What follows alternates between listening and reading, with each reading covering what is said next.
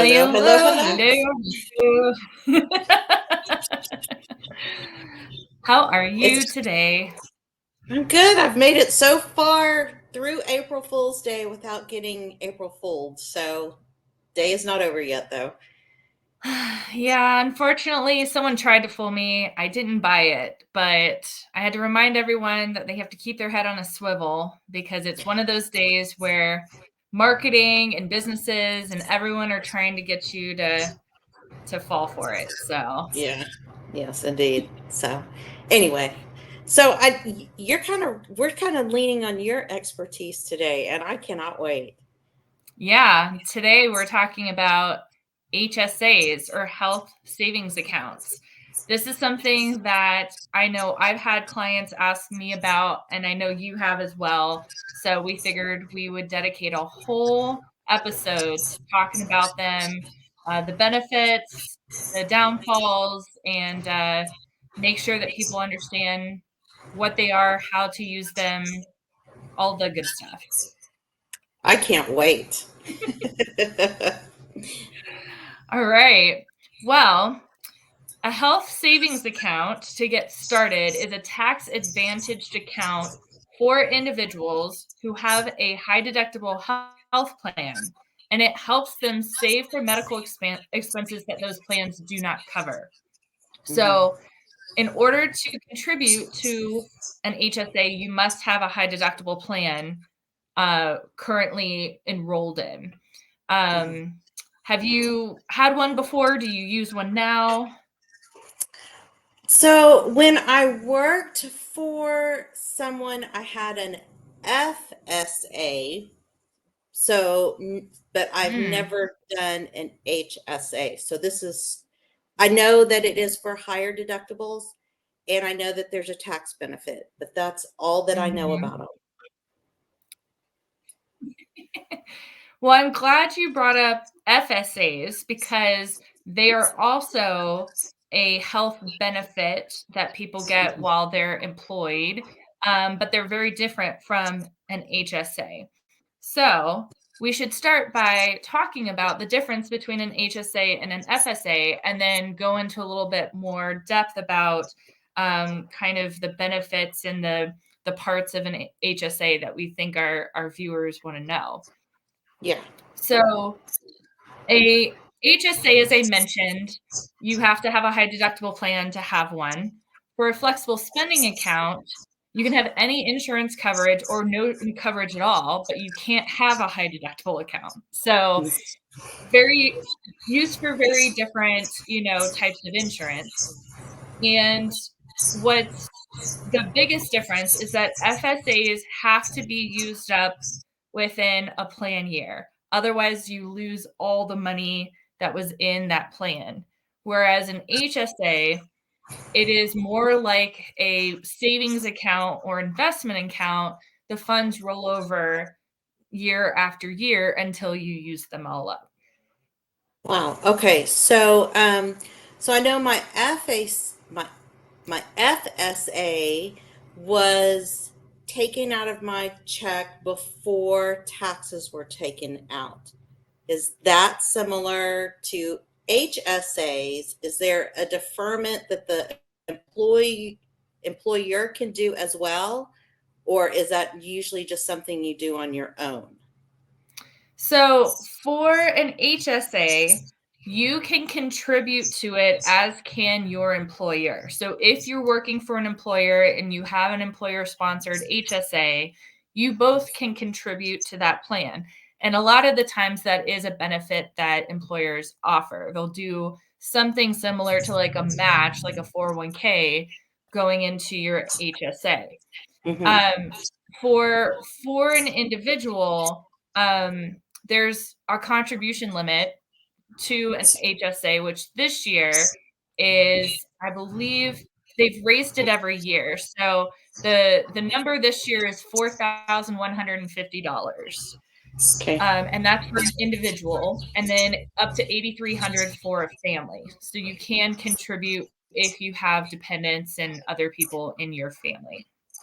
Okay. And that's with after tax dollars. That's why they allow that as an itemized deduction, even though you may not be itemizing. Is that correct? Yeah. So usually you're using I believe, yeah, I believe it's after tax dollars. And then you do not have to pay taxes as long as the money is being used for the purposes, for qualified medical expenses, or, any of those things. So you can either, Okay. usually you get a card with it and you can use that Hmm. card to cover expenses, or you can pay out of pocket and get the account to reimburse you. Okay, I got you. I got you. Yeah, and I Yeah. see a lot of benefit in this because usually your medical deduction to itemize your medical is one of the hardest things because it's a percentage of your adjusted gross income. So you have to meet a certain Mhm. amount before you can even itemize. And even so, we're self pay, we pay for our own insurance. We're able to write off our insurance itself, but any of the Mhm. other expenses that go along with the insurance, it's very difficult to be able to itemize those. So I see where an HSA would be beneficial for us since we work Mhm. for ourselves. And especially the component where your company matches. I mean, Mhm. that's free money, right? Yeah. Yeah, it's a great benefit that people should look for when they're looking at jobs, or if they get a job offer and they're looking at the benefits package. That's a big benefit to have, because all of that money is free money that your employer is providing into your account. I'm Yeah, glad you that's mentioned the self-employment thing, since we're both self-employed. That is one thing that we cannot have as an FSA.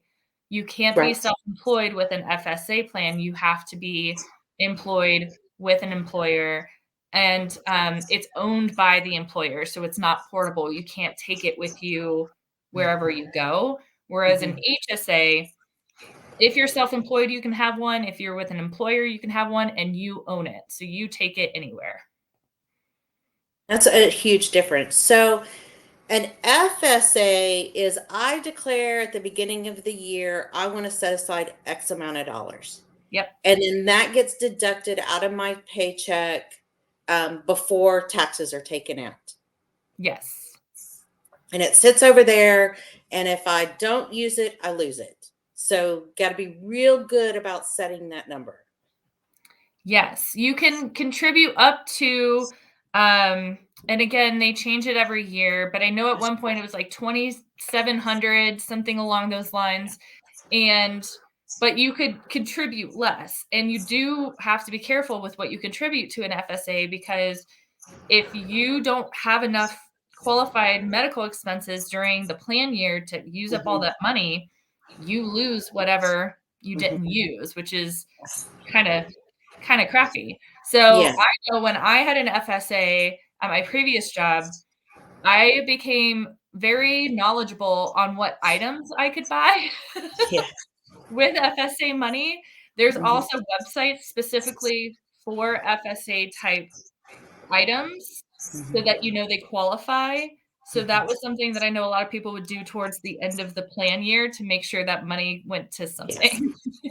Yeah, so I think what we need to think about is like when I had an FSA, my contacts were extremely expensive. My eye care, because of my vision, I had to have a specialized contact, so they were expensive. Um, Depending on if how good of dental coverage you have, and you go twice a Mhm. year. I mean, those recurring things that you know that you're going to have that are substantial, I think it's worth doing an FSA for because it is pre-taxed money and you're going to save on some taxes. Otherwise, you wouldn't be able to write those off of your taxes and get that tax money back. So it's a great benefit. And then now Yes, hearing about absolutely. HSAs, if at least you set aside your deductible, I see a win-win there because you're just at least, of course, more if you're, especially if your company's matching and it can roll forward. I mean, that's a Mhm. great benefit. Yeah. Yeah, it's a really awesome benefit. There are some things to consider when Okay. you're talking about this, and you mentioned deductibles. For an HSA, they do have qualifications to have an HSA, one of them being having a qualified high deductible plan. Someone must not have any other health coverage. Okay. They cannot be enrolled in Medicare, and they cannot be claimed as a dependent on someone else's tax returns. So those are the main qualifiers to be eligible to contribute to one. And there's Okay. also a deductible eligibility. So you have to make sure that your high deductible plan has a deductible of at least 1,600 for an individual or 3,200 for a family in order to have an HSA. It's high. I mean, that's the whole point of it is a high deductible savings account, Yep. right? Yep. Yeah.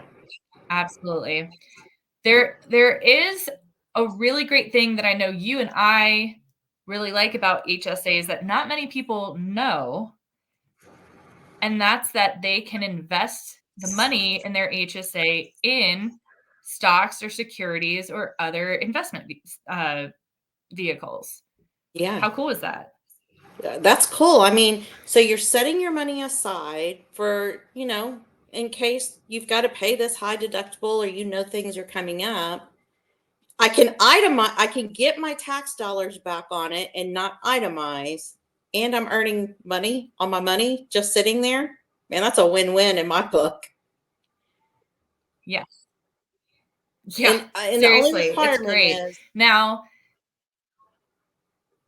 high deductible. go ahead. My partner can't have insurance through, if I'm on somebody else's insurance, it can't be through an employer. Mhm. I'm not on Medicare. I think there was one other one.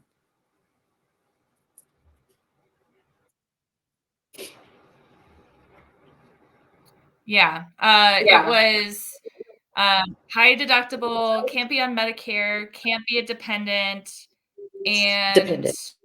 Mhm. I've already Yeah. forgotten the other one.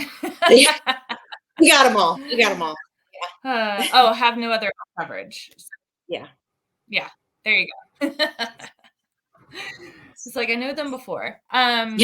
So yeah, the one thing people do have to know or consider if wanting to invest their money is that every HSA has a minimum amount that you have to have in the account in order to be able to invest. And I believe it's different by like HSA custodian. So, for instance, Mhm. my HSA through Optum Bank has a certain threshold. I think it's 2,500 before I can start investing money. But I've seen other ones that have a smaller threshold of like 1,500 or something like that. So that's something that people need to understand, that you won't have the ability to invest it unless you keep a certain amount in there. And then, if you can, really utilize maxing out HSAs every year, because while you may not need some of the money now, you may very well need it down the road. And if you're growing that money in that account, especially if you have the ability to invest it, that is going to be an amazing account available to you for any health expenses that pop up. Yeah. So I'm not the person to talk to about this. So if I can't talk to myself about this, who should I reach out to if I want to know more, see what the potential is, how it works for me? How would I go about that?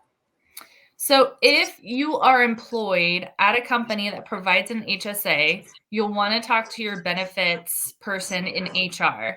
They can explain it to you, they can help you sign up for it. And if your company contributes a match, then they'll make sure that you know what that match is, you're contributing to take care of that, all of that good stuff. If you are self-employed and you are wanting to look into an HSA, then you can certainly talk to a financial professional who would be able to kind of steer you in the right direction of where you can open up those accounts, how to get started. kind of the ins and outs of those things. So would you be able to help in this area? Yes, absolutely. Okay. Good to know. Good Yeah. to know. Okay, so from a day-to-day perspective, here's the benefits that I'm seeing. I'm setting up money to set aside for future medical, even if I don't know if for the HSA, even Mhm. if I don't know what I have coming up, because I can just continually roll this over. Yep. And I don't have to itemize my expenses on my tax return in order to get those taxes back on those dollars that I have sitting in HSA. And I am earning money on money that's just sitting over there waiting for me to tap into in case I have a medical emergency or something that I didn't know was coming. It's kind of like my medical whammy emergency fund, whatever you want to call it. Yeah. Yeah. That's smart money. Yes, That's smart. absolutely. Smart money. And so this is something people can figure out how to be strategic about. I know people that use an HSA, they contribute to it, and they use the money to cover the deductible on any kind of cost of care that's needed. I Mhm. also know people that can cover the deductible out of pocket. They would rather that HSA money grow until it gets to the point where maybe they can't cover something or their emergency fund doesn't go as far or they, something just happens. And so it's really up to the individual how they want to go about, saving for that account, but also utilizing that money. Is it important to just use that money now as the need rises, or is it something that you're really wanting to grow in the future, knowing that your medical costs will probably be higher as you get older? Yeah, but again, these are why you sit down with a financial professional to set your goals and see what it's going to look like long term. Which, Definitely. Amanda, I'm going to be giving you a call soon Yeah. because my medical insurance just went up. So it's like, well, let's increase those deductibles and see if we can do something about those premiums. Yeah, And now you see exactly. the deductible and you're like, okay, wow, we got some planning to do. And you are not alone in that whatsoever. I recently had my health insurance get like refreshed, and they upped my deductible by I think like 500, 750, something along those lines. So I feel like every year there's more and more that you have to consider. Yeah. Yeah. Well, I think this was fantastic. I'm so much clearer now on the difference between the FSA, which is for people that have an employer. Go see your benefits department. That's what they do for a living. Yes. And an HSA. That's so much clearer now. And So helpful. usually employers will provide both because, like I said, people with high deductible plans can only use an HSA, and people without high deductible plans can only use an FSA. So they Yeah. generally have both available based on the insurance that you have. But if you are employed, definitely talk to the benefits representative. They are knowledgeable in all of the things and can steer you in the right direction. Yes. Get with your HR people. They know. But if you don't know, I want you to get off of this live and book an appointment with your HR person right after this live. Yes. So it's done and you can get to know what's out there for you, especially if it's an HSA and your employee contributes to it. I mean, come on. Yeah. I know high deductible plans can be very scary to people, especially some of the deductible numbers that I've seen. Like, it's terrifying to think that you have a $7,000 deductible, and a lot of people I know don't have $7,000 in an emergency fund to pay for that deductible. So, it is something that, may not be a fit for everyone. If you've got incredible insurance through your employer that's not high deductible, but it, is really inexpensive or whatever else, like just find the best fit for you. But for Mhm. those that are trying to save money in one way and can at least have a little bit of money put aside and saved up for later, it's a good option. Yeah. Yeah. Well, thank you for this. This has Yeah. been probably not the funnest conversation, but very informative. Yes, and very relevant because Yes. everyone does have medical expenses they have to pay, and they do want to figure out the best way to cover those expenses. So, Yeah. And if you have any questions on your tax implications, I can help as much as I can without knowing your whole situation. But really, your tax professional is who you need to lean on, who knows your full picture and can really guide you on the benefits of doing this or not doing this. totally. Yeah. Okay. Well, until next week, right? Yeah. Until next week. Thanks again. Thank you.